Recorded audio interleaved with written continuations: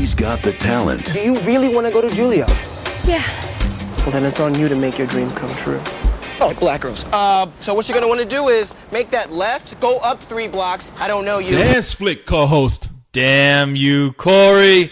Yeah, I know what it's called, because you know what? I'm the one who had to see it by myself.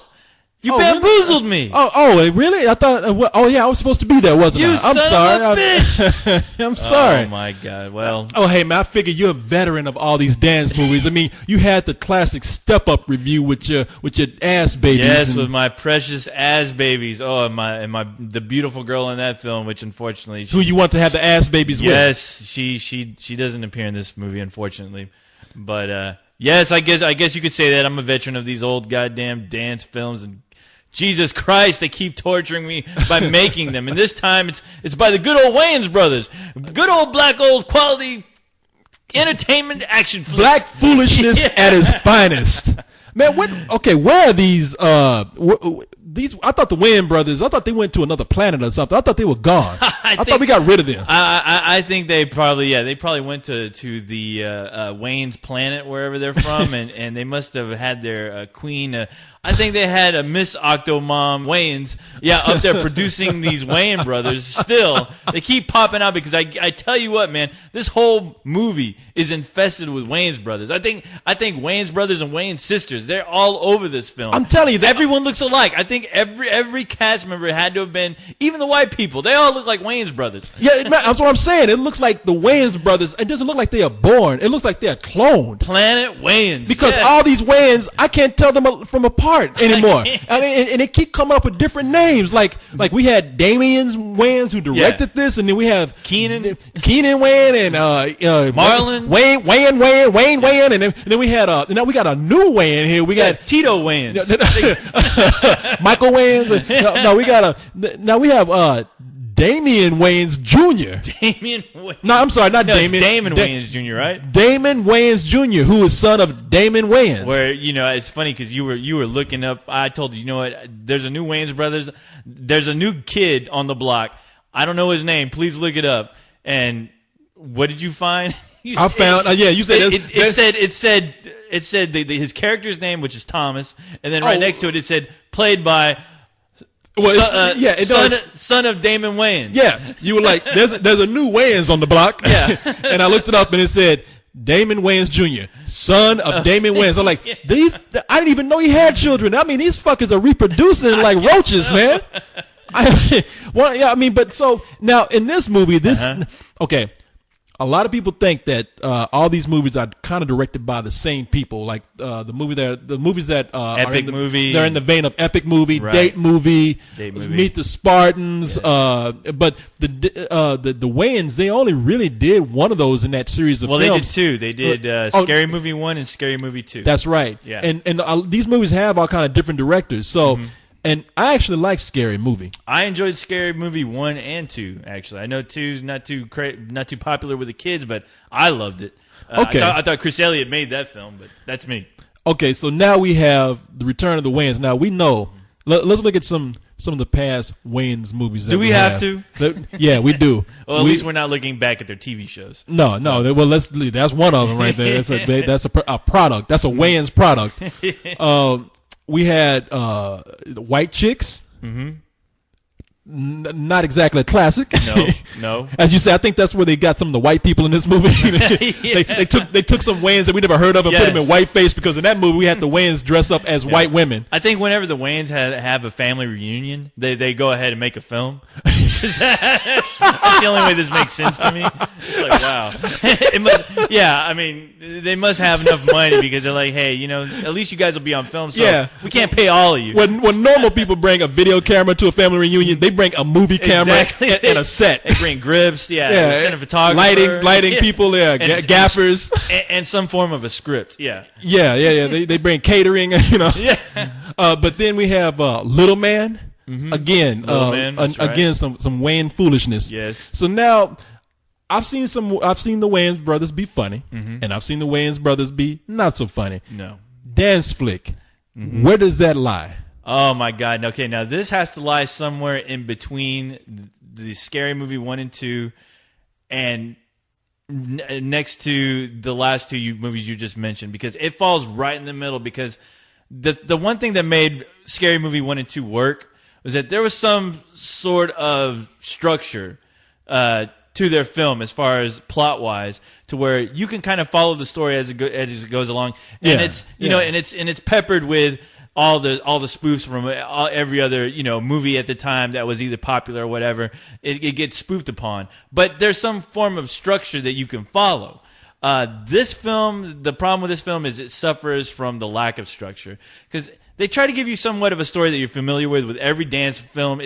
There's always a female girl who's she's trying to learn how to be a proper dancer. Well, let's just say this is a takeoff on on a lot of dance movies, right. Anywhere from Footloose to Flashdance to Step Up to something like Honey, which is what the poster kind of reminds you of. Because if you remember Honey, they had Jessica Alba and Mekhi Phifer, and they had sort of this pseudo interracial thing going on. So now on the poster we have Damon Wayans Jr. featured with the actress Shoshana Bush, and he's teaching her how to dance, I think, right? Yeah. And then the rest of it is just to spoof all these other dance movies. It's a paint by numbers as far as the dance movie. films, yeah. But and the thing is, the sad part is that it starts to lose its structure as soon as it starts. You have a typical beginning of a dance film. It even starts off with a dance off, which is actually funny, because you're thinking, okay, how many jokes can these guys throw in as far as just these crazy dances that these guys pull? And that's where at the beginning of the film they basically shoot their wad, where you see a guy dancing, he does this move where his head ends up in his ass and he's still moving around the dance floor.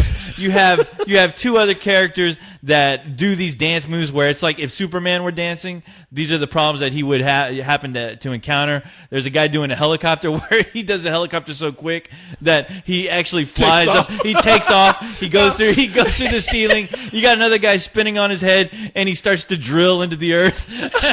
Now see, I mean, this is the kind of stupid thing that could be funny or it could not be funny. I mean, I'm even looking at it's hilarious. I mean, I'm looking at the description of this. I mean, it's like they're not even trying too hard in some parts. Like the guy's name is Thomas Uncles. You get it, Uncle Tom, and then we have Megan White because she's a white girl, and he's trying to teach her how to dance, and they're going to help each other realize their dance dreams. But it's like you say, you have all this stupid humor in there that.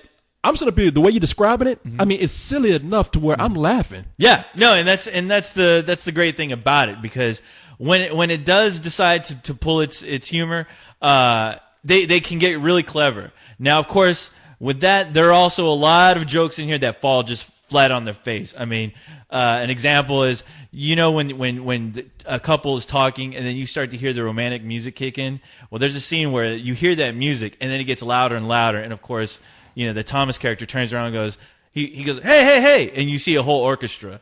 I mean, I don't know how many times we have to see that in one of these movies, but it does not work. Now we are stepping into the territory of typical cliche spoof humor. It's like, it's kind of like either I've learned something in spoof movies, man. You either have your characters play it straight, and they act like they don't realize that they're in a spoof movie, your actors in it, or you just go outright ridiculous with it. The one thing that I found that the film kind of like, it had something there, but it lost it. The film would introduce you to characters. There's a character in there. There's a kid who's, obviously, he's flat out gay. He's just a flamer.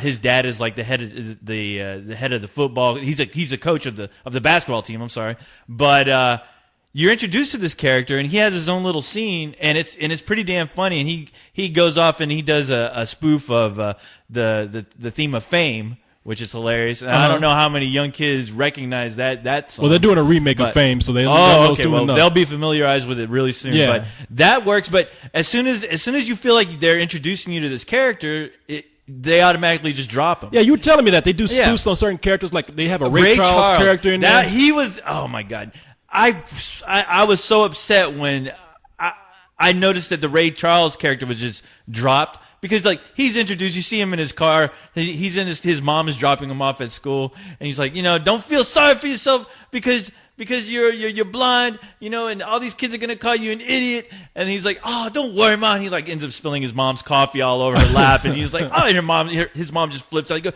you blind goddamn idiot, what the hell? And he's just smiling, and you're like, okay, this is a character that's actually working, because the guy who's playing Ray Charles, he looks like a teenage Ray Charles, and it's hilarious. And then they don't do anything with that character. Yeah, as soon as you just fall in love with that character, they drop him. So the movie's almost guilty of moving too fast with some of its humor. It is. Like, it does try to cram in way too many jokes, way too many scenes that really have nothing to do with the plot. And through the shuffle, a lot of good things. There are a lot of missed opportunities with the film. But I will say that I have to admit, there's a scene in here where Marlon Wayans, he plays a drama teacher. And I swear to God, he just eats up the scenery as this drama teacher. And it's one of those things where I wish you were there, because it's one of those moments where there are pictures of this guy in the background, like acting. He has like portraits of himself, like acting. You see one picture of him like screaming for no reason. It's like shit like that in the background where he's looking all serious. He has his hand on his cheek, and he's like looking up at the sky. I mean, just shit like that. And you can't help but be distracted by it. At the same time, the guy's doing like this incredible job of being like this absurd like acting teacher. He's like can you give me gay? Can you are you a real true actor? And then he just smacks a kiss on the guy. He's like, and the guy's like, oh, he's like, you're no actor, get out of this class. And he like throws him out. Oh, it's and that's made by by Keenan Wayans? No, it's Marlon Wayans playing that Marlon character. Wayans. Oh, okay. Acting, people, is action and reaction. Oh, yes, son, yes. Oh, yes, that is true. No, me. Murder in your eyes. Yes, that's good, son. You need an agent. Excellent. Now, class, there are 50,000 people who have the audacity to call themselves actors. Of the 50,000 people that call themselves actors, there's only 500 working actors. Of that 500, most of them are white. There are a few roles for black people, but those roles are usually for the Wayans brothers. Now, this is written by Keenan Wayans and Marlon Wayans. And Keenan is in it. And then, of course, he somewhat brings his Arsenio Hall character back to life from In Living Color, which is pretty damn hilarious. And another In Living Color, Ivory Wayans. Keenan Ivory. Yeah, we haven't heard from him in a long time. Yeah, and he's in the film. He has a few scenes. And another alumni of In Living Color, David Alan Grier. He plays a character called Sugar Bear, and it's a black guy in a fat suit. But I tell you what, there's a big payoff at the end with him. And it's fucking spot on. It's great, man. Coming into this, I know a lot of people are thinking, "Oh, this movie's gonna be bullshit." Yeah. I mean, I can't wait to hear co-host slam this movie. But just sitting up here, you're telling me this. You're making me think it's funny. They're actually, like I said, it definitely has its moments, and when those scenes work, they really do work. But a majority of the time, a lot of the scenes just fall flat, just because they're just not funny. But I think the good stuff outweighs a lot of the bad. So I'm sorry. I know everyone wants me to destroy this movie or whatever, but I'm not here to please people. So I have to say I'd give it a good. Who am I kidding? I'll give it a rental. I'm going to give it a very strong high rental. It's one of those movies you don't really have to go out of your way to see it, because I tell you what, you watch it at home, you'll be more than happy. You could watch this, laugh your ass off. Now, what if I did go see this? What if I did see that at a matinee? Would I laugh?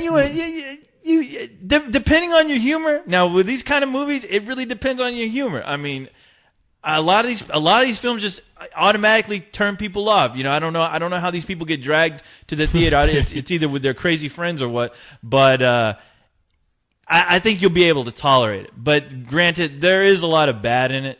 There are a lot of jokes where you just like. And I think honestly, when I was at this screening, I noticed quite a few people walked out.